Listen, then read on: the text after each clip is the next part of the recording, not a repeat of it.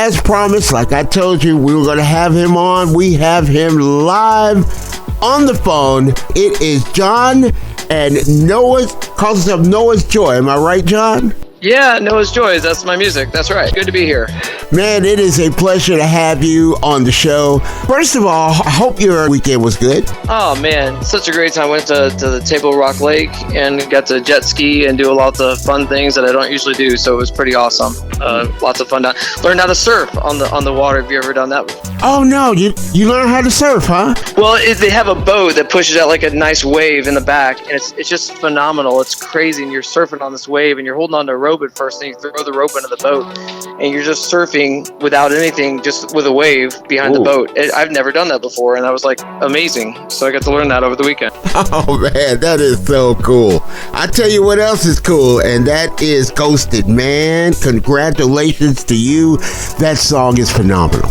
Oh, I appreciate it, man. That's a lot of fun. Yeah, it's funny. That song, I actually wrote it while I was being ghosted. So it's a song about relationships and kind of, wanting more than you can have. And then, there's always this giving back and forth in a relationship. And I was in a situation where I was asked on a date, and I showed up at the date and nobody was there. And it was just me. It was a lone date. So is that art imitates life, or is that life imitates art? A little bit of both, I think. Yeah, it was meant to be. And so right. We were supposed to go around me and this girl were going to meet. We were going to go on a walk around a park and around a lake, big lake in my area. And we were supposed to go on a walk, and I was showing up there. I was texting her, messaged her, Facebook timer, message, everything that you could think of.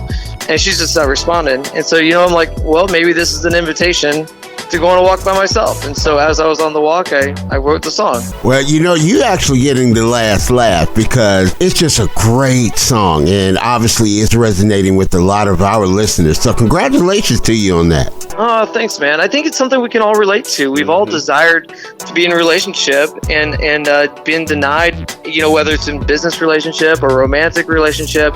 We've been denied or wanted more. And then also what's great about the song is it gives the female's perspective as well. So it's the dude's perspective, and then the girl chimes in at the end. She's like, wait a second, that's not how the story actually goes. And so she tells her. So in a relationship, there's always two sides of the story, and it's amazing how we just look at our own perspective and not the perspective of others, This song is so well written. It's so well sung. Take us back to the beginning. How did you get started in music? Is this something that you have been doing all your life? Well, I've been playing with it a little bit most of my life, but I'm in my 40s, and so I'm kind of getting a second steam here at the second part of my life. And I got a big jump in doing music and all that when I went through a hard time. I went through a relationship where I was in a marriage for 13 years, and it fell apart a number of years ago, 4 years ago. And after that, I looked at my life and I looked around and I said, man, what do I have going on here? What do I need to focus on? And I have a daughter. Her name is Noah. And so I started writing music to my daughter. I said, I want to write something that lasts. I want to do something that lasts. I want to do something that has value and that has relevancy to her and to culture. And so at nights when I didn't have my daughter with me, I would just sit at home in my piano and I would just start writing songs alone, because I had all this extra time on my hands. So believe it or not, my ex gave me the gift of a lot of free time on my hands. It's ironic, but that's how life works sometimes. The pain gives you an opportunity to do something. You can sit around and feel sorry for yourself, or you can actually sit around and do something with your life. And so God gave me an opportunity to write some music, and it came out, and I started writing it. Been coming out with music for about a year now, and sometimes it's about relationships, sometimes about love, sometimes it's about, love, loss, redemption, lots of different stories and themes. So I was looking at your bio, and it had talked about you had released 2 EPs, and obviously you have a third one coming. Is writing therapeutic for you? Is that a release and able to get those stories or those experiences out to others, and they can relate because they come from a real place? Yeah, I think so. I really do. I think that's where it started from. Is a lot of it started from I wanted to say some things to my ex that I never got to say, and I said, these are things I probably couldn't have a phone call or write a letter. I said, maybe this is the best way to do it, is just to write a song about this. And here's some things that I want my daughter to know about me and about the things I was going through when she was, 5, 6, 7 years of age. And so I decided so it was therapeutic for me to get off my chest, but also I wanted to have value to other people as well. And so, man, oh man, all those hours I sat and just alone in my house, and it kind of sucks being alone. Right, we all know that. I mean, to a degree, some people really love it too. That's great. But all that time alone gave me an opportunity to kind of reflect on what life had done and where it taken me. And so I love that reflection time, to be able to have some raw thoughts and just throw them out there and say, is this too raw? Is this too much? And I love those emotions where they flow at night. That sometimes it's like, have you ever been to a camp like as a kid, and you were in this room in a bunk with a bunch of kids and the lights went out, and you're laying there in the dark and you're speaking into the darkness and you're having these really raw conversations. And I love those moments where you can just speak what's actually on your mind, and you're not distracted by anything other than just the thoughts in the air. That's beautiful. And I think we have all experienced that at some point. I think we all can relate to that. Yeah, it's beautiful. I love those moments where you have clear thoughts, and you can actually, you're not so distracted by the traffic or the radio, or sorry, not the radio, but all the things that can distract you in life, Right. Distraction of. I want you to explain to everyone how you came up with your name, because I was reading your bio and I thought it was a fascinating story. And when I really, really read it and paid attention to it, I was touched. I was like, wow, what the ultimate tribute. Yeah. So the name Noah's Joy, it's easy. My daughter's name is Noah, and I started looking at life when life started falling apart. And when I say falling apart, I mean going through a hard breakup and ultimately a divorce. And I started looking at life, and I said, what actually has value in life? What actually brings me joy? And the only thing I could think of was, at the time, my 5-year-old daughter. And I said, man, her joy is something that can't be compared to anything else in my life. She gives me joy, and then she has joy of her own. And I said, that is where I find value. And then I said, Noah's Joy. That's the name of the music I come out with. And so that was the thing that I was like, I can resonate with that. And that's something that I find so much value, and I just can't believe. I mean, do you have any kids at all, Brian? Yes, sure do. Yeah, so that's probably why I can relate to it.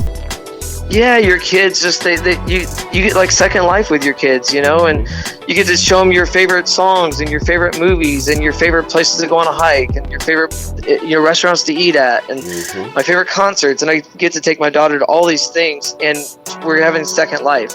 It's great having a kid and just being able to live that life through their eyes and see the joy, and especially around the holidays. Oh yeah.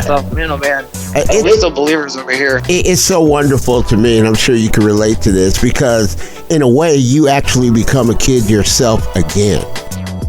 Yeah. I mean, this last weekend I was at the Table Rock Lake here, and there's cliff jumping. And all of a sudden I'm jumping off cliffs again. And I'm like, yeah, I'm a kid again. Let's live this life, and just it's beautiful. It's like how life is circular, and how it's almost how God made it to pass on things to your kid, and it means so much to invest in those kids. And so you find so much love and joy in your relationships with your kids. It's just phenomenal. So I love that. I think you are an amazing artist, and I do like the fact that you add your faith in there. I'm a faith guy, and I do believe that all inspiration comes from God, and I like to hear that from a personal note. Yeah, I think that's where truth starts. Honestly, for me, you look around this life and you see a lot of decay and destruction. You see a lot of hurt things. You see a lot of people and just hurt situations, and you're like, man, where can you find value? And then you start looking in the Word, and you find some truth there, and you find some love there, and you find hope there, and you find redemption there. And I think if you start right there, that's a good place to start to find some guidance for what you're supposed to be in life. And I think that's where true love starts, and I think that's where true redemption starts. And I think that comes out a little bit in my music, not necessarily in the song Ghosted, but it does come out in my music quite a bit, and I love that. And I try not to cuss or anything. I want it to be something that my daughter can find value in, and that she can play around her friends and all that. Right.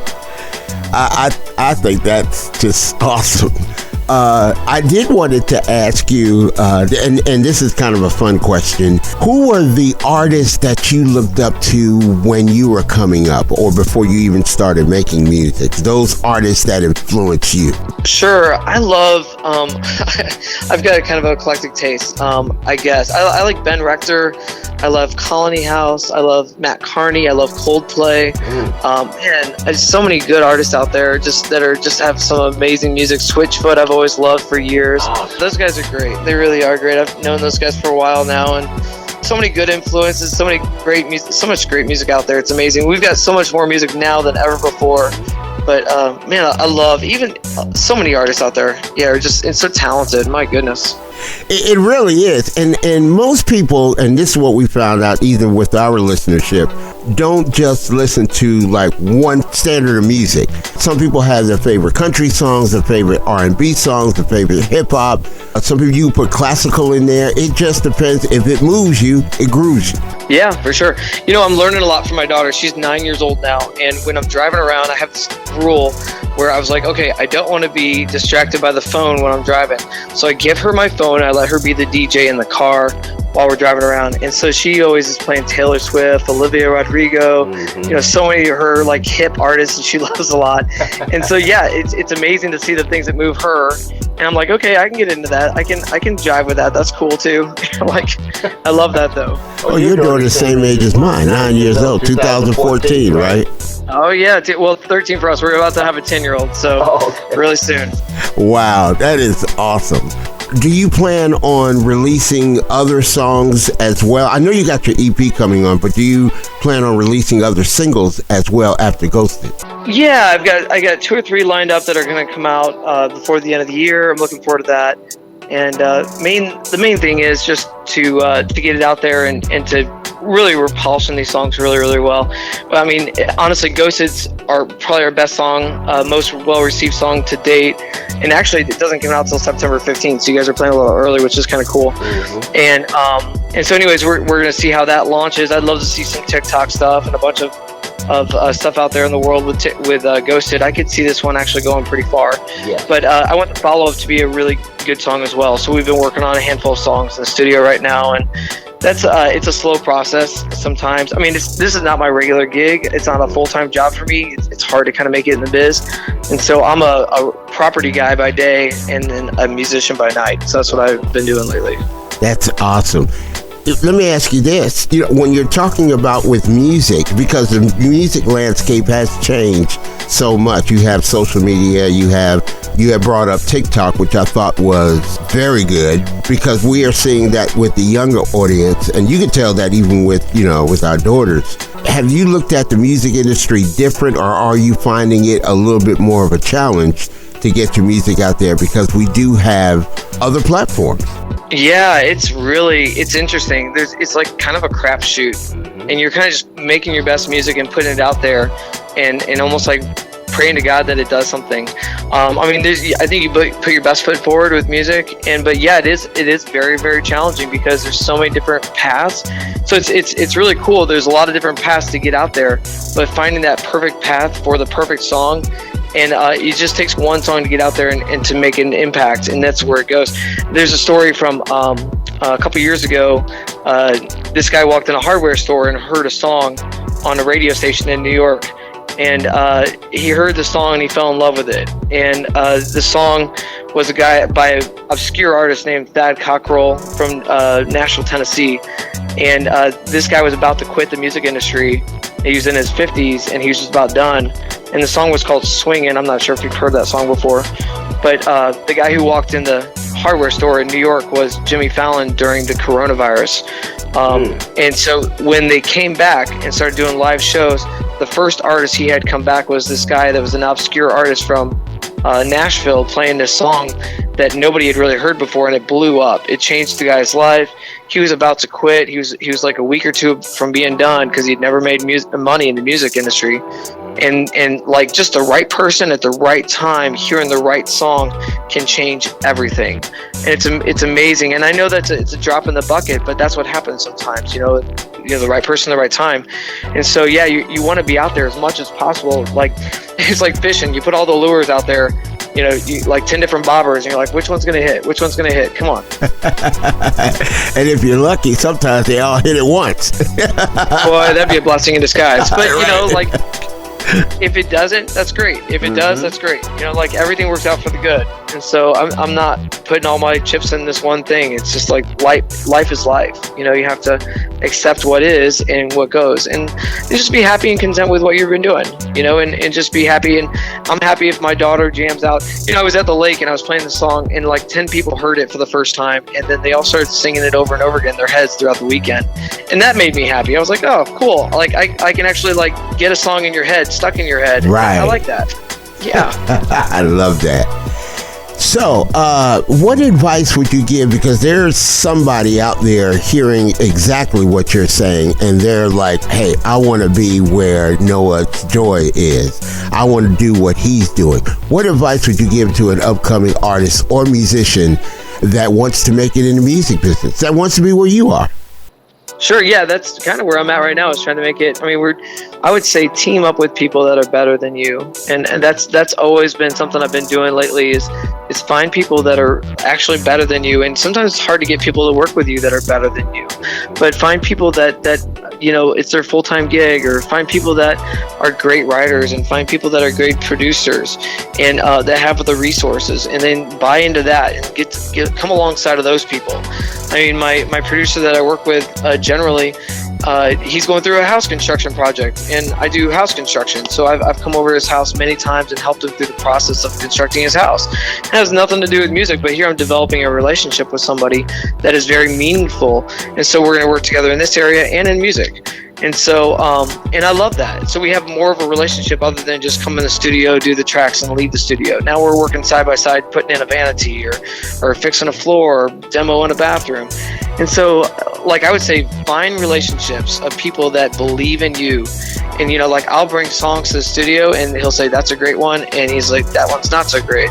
And so then we'll find people that believe in you, believe in your music, and then work with those guys. And I come to the studio and I say, how can we make this the best song possible? How can this song be the best song it can be? I don't want it to be second notch. I want it to be the best we can do. And then lean into that advice from other people. And I love allowing other people to speak truth and wisdom and stuff into your music. Just allow them to, you have creative advice as well, but man, allowing other people to weigh in on your music, it's great. And it can be heart-wrenching too, because they might not like what they hear. Right. And then you have to be accepting of, that we can do better, or we should do better, or let's just scrap this one altogether. I wrote the song the other day, and I played it for a friend. He said, that's exactly like a John Mayer song. And I love John Mayer. I was like, I guess I completely ripped a John Mayer song. He said, you need to scrap that one completely. And I was like, okay, great. So constructive criticism, yeah. Oh yeah, man, you gotta take that. Let me ask. You've been married before, you know what that's like. Oh yeah, definitely.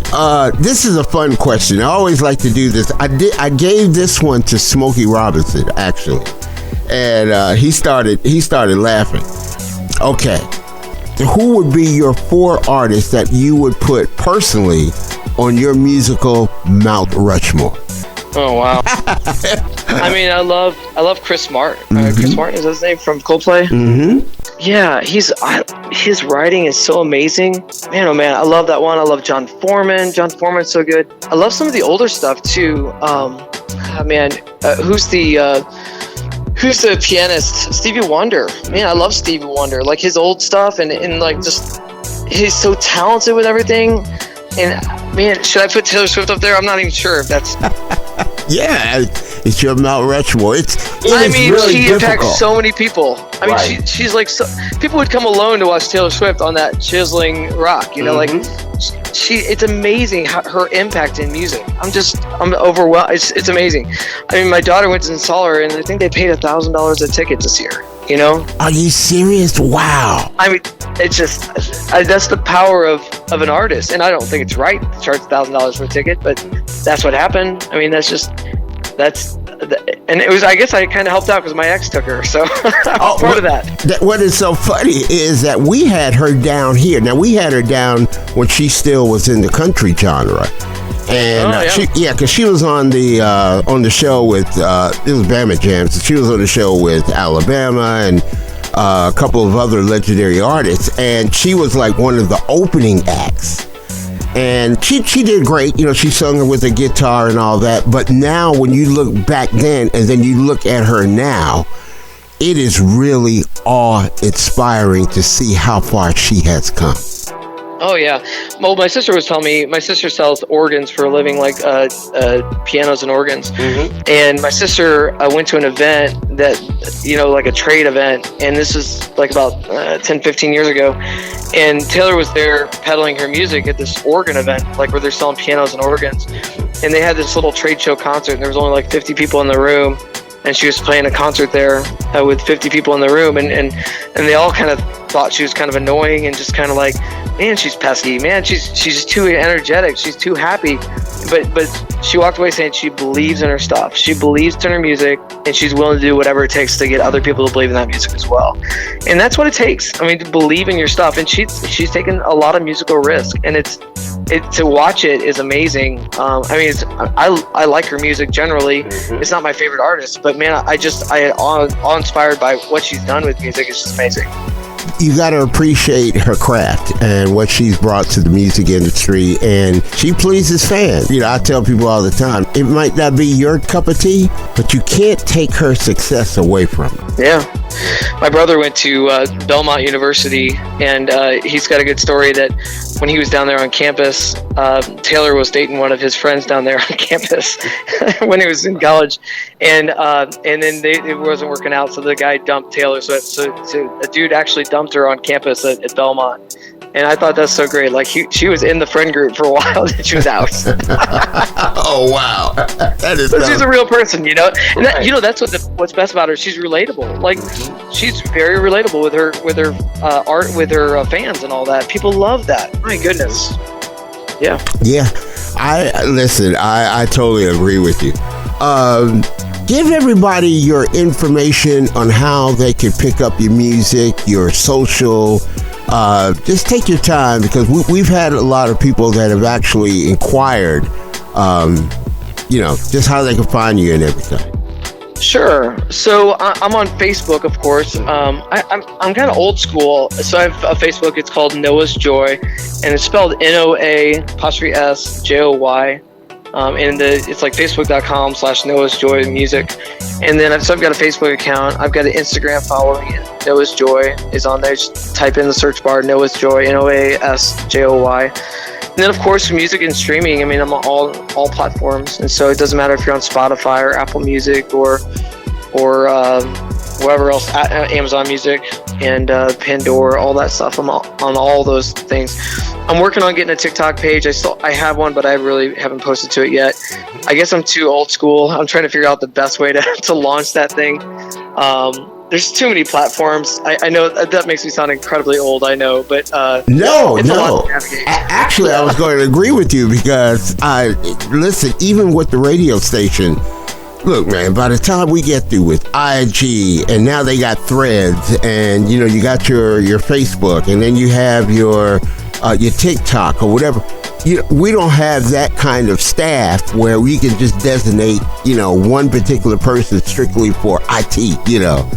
And, for sure. It's a full-time job.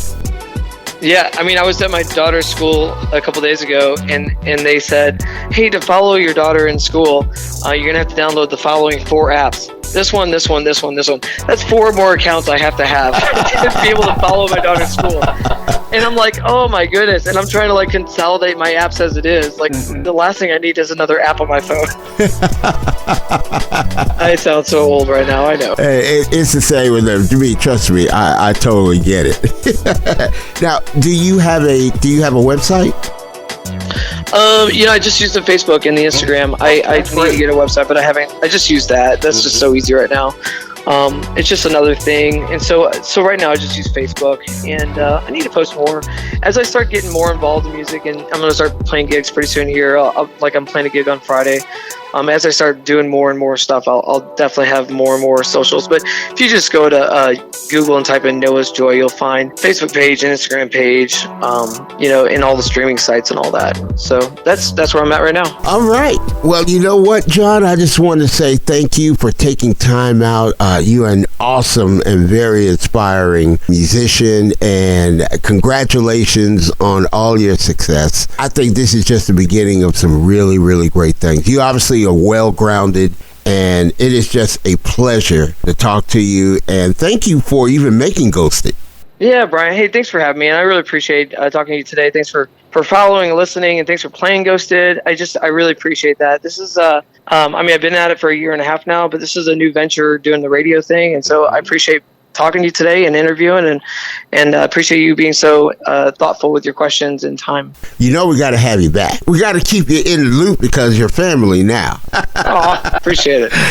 Yeah, we have the same age daughter and everything, so that's cool. We are more heavy 18 to 49, so we lean a little bit more towards women and moms because that's the buy in public. We get a lot of our listeners that can definitely relate to the things that we're talking about. So it's a win-win-win situation. Yeah, that's probably my market, to be quite honest. Mm-hmm. Those moms that are 25 to 45. Mm-hmm. So that's typically my people that listen to my music or that genre. Yeah. So, yeah. But just want to say thank you, and we hope to have you back again, man.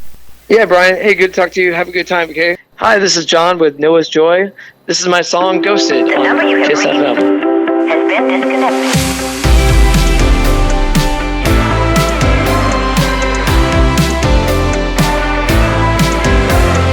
Met her at a park, she was looking kinda fine. Could this be the perfect story? Took a shot, made my move, got a number and a time. Not a chance in the world, she'll ignore me. I planned our fates, but it's been 25 days. I waited for a day that never even came. Is this really happening? You've been ghosted, yeah, and she's not coming back. She doesn't care for you, that's a matter of fact. You were the one in the wrong, no way that she'll respond, 'cause you have been ghosted. The number you have reached has been disconnected. It's been a couple months since I've heard from her at all, but my confidence is doing better. Oh wait, she texted me this morning, said meet me here tonight. Here I am, 'cause I couldn't forget her.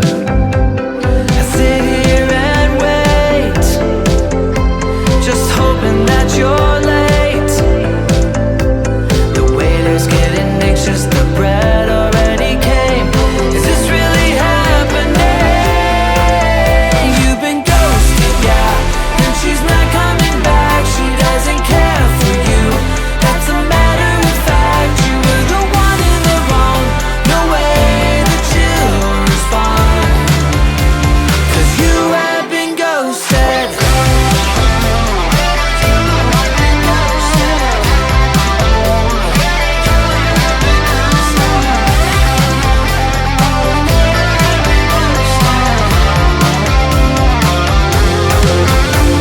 Been ghosted, yeah, and she's not coming back. She doesn't care for you, that's a matter of fact. Wait a second. You've been ghosted, yeah, and she's not coming back. She doesn't care for you, that's a matter of fact. You were the one in the wrong, no way that you'll respond, 'cause you have been ghosted. You've been ghosted, yeah, and she's not coming back. She doesn't care for you, that's a matter of fact. You were the one in the wrong, it's time to move along, 'cause you have been ghosted. Kiss FM, we're just everywhere.